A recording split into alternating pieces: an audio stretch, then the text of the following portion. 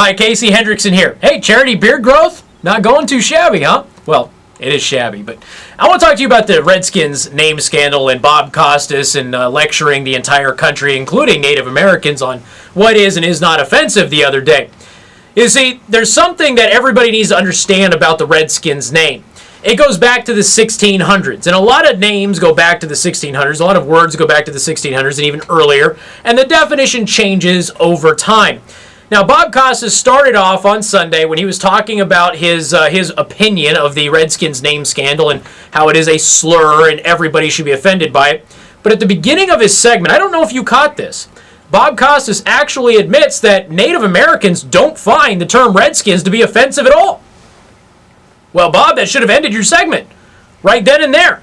But no, Bob had to continue on. See, Bob is a pasty white guy who knows a hell of a lot more than Native Americans about what is and is not offensive because, after all, he's inundated with white privilege. So Bob Costas continues to tell everybody about, if we just go back in time, the name Redskins is clearly a slur. Well, you know what? I'm in Indiana. We're called Hoosiers. Used to be a slur. We now wear that moniker with pride. There's a certain R word out there that a lot of people get offended by to describe people with disabilities. The problem is that's not what the word is for at all.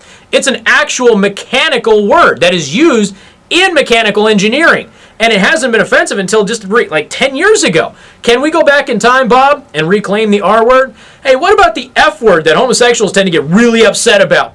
Was never originally used to be directed at homosexuals at all. Even now, and South Park addressed that, it's rarely used to describe homosexuals anyway, but it offends people. So, Bob, can we go back to the original meaning of that word?